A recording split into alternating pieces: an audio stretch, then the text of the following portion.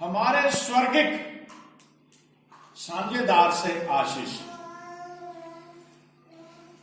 स्वर्गिक साझेदार कौन है? हमारा प्रभु यीशु मसीह। स्वर्गीय, हमारे स्वर्गिक साझेदार से आशीष। जब हम प्रभु की हजूर में बैठ जाते हैं, भजन बंदगी हुई, वर्शिप हुई, तो उसके बाद जो अहम समय आता है कि प्रभु का जीवित वचन सुनना। अब अपने आप को परमेश्वर को समर्पित कर दीजिए, पूरे मन से प्रभु के जिंदा वचन को सुनिए। अब हमारा जो स्वर्गिक साझेदार है, अगर हम उसे जीवन में अपना साझेदार बनाते हैं तो फिर हमारे जीवन में क्या होता है, कितनी आशय वो हमें देता है। जो वचन का विषय यही है कि हमारे स्वर्गिक साझेदार से आशीष है। आप दुनिया में कुछ भी काम कर लीजिए, जब तक परमेश्वर की कृपा नहीं आपके ऊपर होगी वो काम कामयाब नहीं होगा। बोलो हालेलुया। हम वचन पढ़ सकते हैं दूसरा क्रंथियों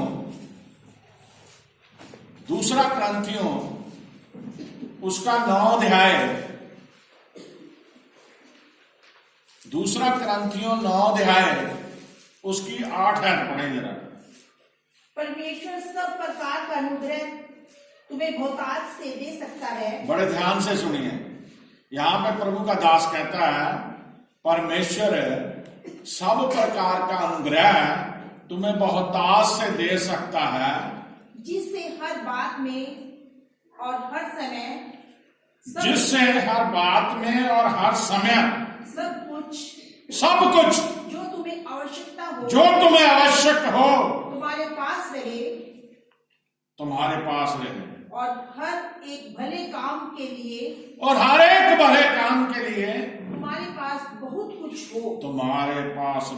कुछ हो। बोलो हालेलुया। अब देखिए, इस वचन के ऊपर ही आ जाइए कि अगर आपने अपने स्वर्गीय साझेदार को अपना स्वर्गीय साझेदार बना लिया यीशु मसीह को, तो फिर कितनी आशीष मिलेगी। आशीष कैसी मिलेगी, वचन के ऊपर ही मनन करने से आपको पता चल जाएगा। परमेश्वर सब प्रकार का अनुग्रह तुम्हें बहुतायत से दे सकता है। हर तरह का अनुग्रह, हर तरह की आशीष तुम्हें बहुतायत से दे सकता है, जिससे हर बात में और हर समय सब कुछ जो तुम्हें आवश्यक है वो तुम्हारे पास रहे। आमीन। कितनी बढ़िया बात है। जो जरूरत है हमारी वो हमारे पास रहे। लोग जरूरत से ज्यादा पैर पसारते, जरूरत से ज्यादा मांगते, और हर एक भले काम के लिए तुम्हारे पास बहुत कुछ हो। आमीन। भले कामों के लिए बहुत कुछ हो। अब मैं यहां पे एक आपको सच्ची गवाही एक सुनाता हूं इस वचन के अनुसार ही। एक नौजवान, बड़े ध्यान से सुनना गवाही, बहुत गरीबी में था, बहुत ज्यादा। एक तो आम बात होती गरीबी, लेकिन बहुत ज्यादा गरीबी में था। गरीबी का आलम यह था कि उसके पैरों के जो जूते थे वो जगह जगह से फट चुके थे, टूट चुके थे, और उनमें कुछ ना कुछ वो गट्टा वगैरह या कोई चीज लगा के सुराख बंद करने की कोशिश करता था, लेकिन फिर भी बंद नहीं होती। इतना गरीब था। उसने परमेश्वर के आगे वो दीन बना रहा, परमेश्वर के आगे विश्वासी था, दुआ करता रहा, उसने कुली का काम शुरू किया। ध्यान से सुनिए, उसने क्या काम शुरू किया? कुली का काम। बोझ उठाने लग गया। अब वो परमेश्वर से दुआ भी कर रहा है, काम भी कर रहा है। कुछ पैसे उसने कुली के काम में करते करते बचाए। एक दिन उसके मन में आया कि जाके बैंक में खाता खुलाया जाए। वो बैंक में गया, मैनेजर के सामने जाके कह रहा है कि मैंने क्या करना है, एक खाता खुलवाना है। कह रहा ठीक है, खाता खुल जाएगा आपका। खाता किस नाम से खुलवाना है? कह रहा जॉन एंड कंपनी के नाम से। उसका नाम जॉन था, जॉन एंड कंपनी। अब मैनेजर उसे बोलता है खाता दो तरह से खुलता है, या तो साझेदारी में, जब कंपनी के नाम से खोलो, या साझेदारी में, या फिर अकेले। तो कह रहा आपका किस तरह से खोलना चाहिए? वो कह रहा साझेदारी में। कह रहा फिर अगर साझेदारी में खोलना है तो साझेदार के दस्तखत भी चाहिए। तो कह रहा आप बता सकते हैं आपका साझेदार कौन है? तो उसने कहा मेरा साझेदार यीशु मसीह है, प्रभु यीशु मसीह है। हालेलुया। बैंक मैनेजर भी विश्वासी था, उसने उसका खाता खोल दिया। मेरे अजीज बहन भाइयों, जब खाता खुल गया तो कुछ समय बीता, कुछ महीने, कुछ साल बीता, इतना उसका बिजनेस मतलब उसका आगे काम बढ़ गया कि वो पहला करोड़पति बन गया। हालेलुया। अब देखिए उसका जीवन, जिसके पास जूते खरीदने के लिए भी पैसे नहीं थे, अब वो इतनी तरक्की कर गया, परमेश्वर को साझीदार बना के, सिर्फ वहां उस कॉलम में लिख के कि परमेश्वर मेरा साझीदार है, उसको क्या मिल गया? करोड़पति में बन गया। हालेलुया। अरे बोलिए हालेलुया। अब उसने ये वचन पढ़ा था, उसको पता था कि परमेश्वर सब प्रकार का अनुग्रह तुम्हें बहुतायत से दे सकता है, जिससे हर बात में और हर समय सब कुछ जो तुम्हें जरूरी हो तुम्हारे पास रहे, और हर एक भले काम के लिए तुम्हारे पास बहुत कुछ हो। आमीन। आमीन। अब परमेश्वर के वचन की तरफ ध्यान करिए। अगर आप परमेश्वर को अपना साझीदार बना लेंगे तो उस नौजवान की तरह आपके जीवन में भी, आपके बिजनेस में भी, आपके काम में भी तरक्की होगी। अब यहां पे एक बात ध्यान से सुनिए। मलाकी नबी की पुस्तक में उसके 3 अध्याय में इसीलिए लिखा था 10 आयत में कि तुम अगर अपनी कमाई में से दशमांश और उसके ऊपर भेंटे रख के परमेश्वर के घर में लेके आते हो तो वो वहां कोई कमी ना हो, तो वह आसमान के झरोखे खोल के तुम्हें बरकतें आशीष दें। हालेलुया। अब साझीदार भी बनाया है और परमेश्वर को भी हमने देना है, क्योंकि जब साझीदार होते हैं दोनों बराबर के प्रॉफिट में, दोनों बराबर के हिस्सेदार होते हैं। हालेलुया। इसीलिए परमेश्वर ने दुनिया को यह बताया कि तुम अपनी कमाई में से 10वां हिस्सा और उसके ऊपर भेंट परमेश्वर के घर में लेके आओ। बोलो हालेलुया।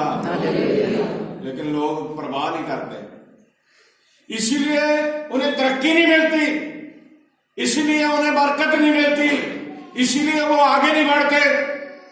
उस नौजवान को देखिए, उसने परमेश्वर को साझीदार बनाया, परमेश्वर के हुक्मों के अनुसार चलने लग गया। उसके पास थोड़ा था लेकिन फिर वो ज्यादा बन गया और वो करोड़पति बन गया। ये चमत्कार किस तरह से हुआ? जब आपको ये बताया गया है कि जो परमेश्वर का है वो परमेश्वर को दीजिए, और अपने जीवन में पहला स्थान परमेश्वर का होना चाहिए। हालेलुया। हालेलुया। मैं अपनी बात बताता हूं, 1986 का वो दिन मैं याद करता हूं जब मैंने अपना काम शुरू किया, दुकानदारी शुरू करी, क्लिनिक शुरू करी। लेकिन 1993 तक, 86 से 93 तक मैंने वो तरक्की हासिल नहीं करी जो मुझे चाहिए थी। लेकिन जिस समय मैं 94 में परमेश्वर का दास बना, परमेश्वर ने मुझे चुन लिया, परमेश्वर की सेवा में आ गया, तो फिर मुझे वो सब कुछ मिला जो मुझे चाहिए था। हालेलुया। जब आप परमेश्वर को अपना साझीदार बना लेते हो, प्रभु यीशु मसीह को अपना साझीदार बना लेते हो, फिर बरकतों की वर्षा होती है मेरे अजीज बहनों भाइयों। बोलो हालेलुया, बोलो हालेलुया।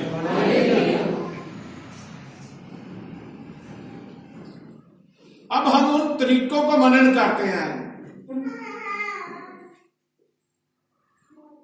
जब हम अपने प्रभु को अपना पार्टनर बनाते तो हमारे जीवन में कैसे आशीषें आती हैं। पहली, परमेश्वर का मार्गदर्शन। हालेलुया। उत्पत्ति की पुस्तक उसका 26 अध्याय, उत्पत्ति उसका 26 अध्याय, उसकी 3 आयत पढ़े जाते। देश में रह और मैं तेरे संग रहूंगा, हाँ, और तुझे आशीष दूंगा। तू इसी देश में रह और मैं तेरे संग रहूंगा और तुझे आशीष दूंगा, और ये सब देश में मैं तुझको और तेरे वंश, और ये सब देश मैं तुझको और तेरे वंश को दूंगा। और जो शब्द मैंने तेरे पिता इब्राहिम से खाई थी, जो शपथ मैंने तेरे पिता इब्राहिम से खाई थी, उसे मैं पूरी करूंगा, उसे मैं पूरी करूंगा। अब जब आप परमेश्वर को अपना पार्टनर बना लेते हो, परमेश्वर को अपना साझीदार बना लेते हो, तो वो मार्गदर्शन करता है, वो आगे बताता है, रास्ते बताता है। यहां पे इज़हाक के बारे में लिखा, जब वो गरार में गया, अगर पहली आयत से पढ़े तो सभी को समझ आ जाएगी। जरा पहली आयत से पढ़िए। वहां अकाल पड़ा। उस देश में अकाल पड़ा। हाँ, उस देश में अकाल पड़ा। ध्यान से सुनिए। यह उस पहले अकाल से अलग था। यह पहले उस अकाल से अलग था जब इब्राहिम के समय में अकाल पड़ा, जो इब्राहिम के दिनों में पड़ा था। हाँ, इसलिए इसहाक गरार को फिलिस्तीनियों के राजा, हाँ, इसलिए इसहाक गरार को फिलिस्तियों के राजा अबीमेलेक के पास गया। वहां यहोवा ने उसको दर्शन देकर कहा, मिस्र में मत जा, जो देश मैं तुझे बताऊंगा उसी में रह। इसी देश में रह। अब देखिए, वहां हमने पढ़ लिया अकाल पड़ा कि तू उसी देश में रह और मैं तेरे संग रहूंगा। अब परमेश्वर से बता दिया कि तू उसी देश में रह, मैं तेरे संग रहूंगा। वो डरना, अगर वहां अकाल पड़ा ना डर, तू दौड़ के मिस्र को मत जा। जिस राजा के पास वो गया था, अबीमेलेक के पास, परमेश्वर ने राजा को भी नरम किया, उसने उसे रहने के लिए आज्ञा दी और परमेश्वर ने उसे दर्शन दिया। परमेश्वर ने दर्शन देके इज़हाक से कहा कि जिस मुल्क में मैं तुझे कह रहा हूं रहने के लिए, जिस देश में, यहीं पे रह। मैं तेरे पिता इब्राहिम का परमेश्वर हूं। जो मैंने तेरे पिता इब्राहिम से वायदा किया था, उस वायदे को मैं पूरा करूंगा। मैं तेरी नस्ल को इतना बढ़ाऊंगा जैसे तारागण है, जैसे रेत के जर्रे हैं। बहुत सारी बरकत दूंगा। तू उसी देश में रह, मैं तेरे संग रहूंगा और तुझे आशीष दूंगा, और ये सब देश मैं तुझको और तेरे वंश को दूंगा, और जो शपथ मैंने तेरे पिता अब्राहम से खाई थी उसे मैं पूरा करूंगा। आमीन। आमीन। यहां परमेश्वर उसे क्या कह रहा है कि मैं तुझे आशीष दूंगा। अगर आप घर जाके इस अध्याय को पढ़ते जाएंगे तो इसहाक ने जोता, बोया और उससे बहुत फसल मिली। एक तरफ अकाल है, दूसरी तरफ परमेश्वर उसका कृपा करके उसे कैसे अपने दास को, अपने बच्चे को, क्योंकि सिर्फ उसने उसके पिता से एक वाचा बांधी थी। अब देखिए, पिता से बंधी हुई वाचा के जरिए भी औलाद को भी परमेश्वर आशीष देता है। Hallelujah, hallelujah. आप परमेश्वर के साथ चल रहे हैं ना? अगर आप सच्चे मन से परमेश्वर को अपना चुके हैं तो इसका आपको फायदा ये होगा कि आपकी औलाद को भी आपके जरिए परमेश्वर बरकत देगा। जो परमेश्वर आपसे वायदे करेगा, आपकी औलाद को भी परमेश्वर वो बरकत देगा। आमीन। मेरे पास कुछ भी नहीं है, न था, लेकिन परमेश्वर की सेवा मैंने करी, परमेश्वर को मैंने अपना हिस्सेदार बनाया, साझीदार बनाया, और परमेश्वर ने क्या करा कि आज मेरे बच्चों को उसने बढ़िया कर दिया। मेरी बेटी पूरी तरह से सेटल कर दिया उसे, और मेरे बेटे को MBBS के बाद MS ऑर्थो करवा दी, जो मेरी पहुंच से बाहर था सब कुछ।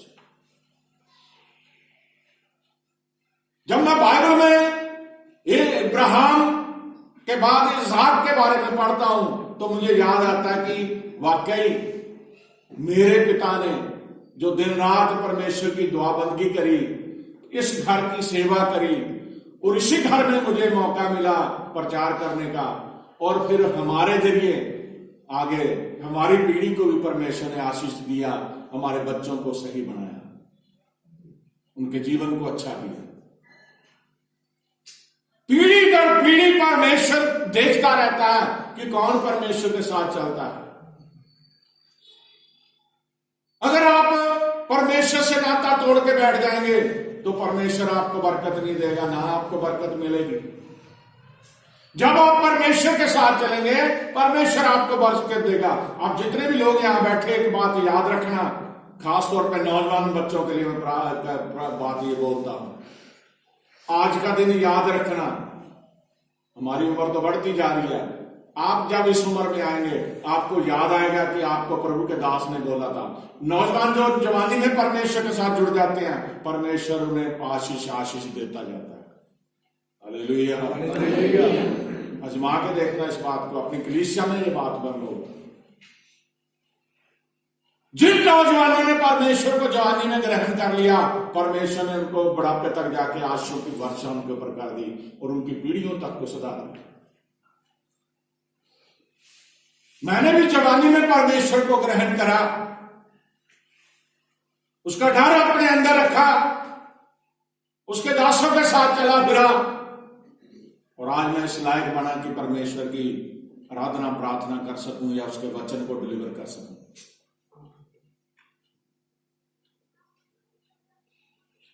लाख आप सोच लो, कुछ पढ़ के आप सीखोगे, लेकिन मेरे अजीज बहनों भाइयों बच्चों, जब तक परमेश्वर को आप अपना साझीदार नहीं बनाएंगे आपको कुछ भी नहीं मिलेगा, कुछ भी करते रहिए।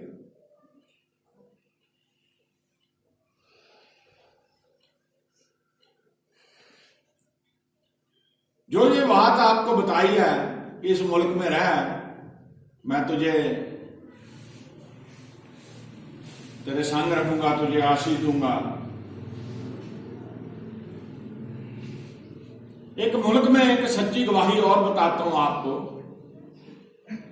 जिस तरह इसहाक को परमेश्वर ने कहा था कि बेशक अकाल के जगह पे तू आ गया, दौड़ के मिस्र को मत भागना, मैं तुझे यहीं पे आशीष दूंगा। ये मुल्क ही तेरे बच्चों को तुझे दूंगा।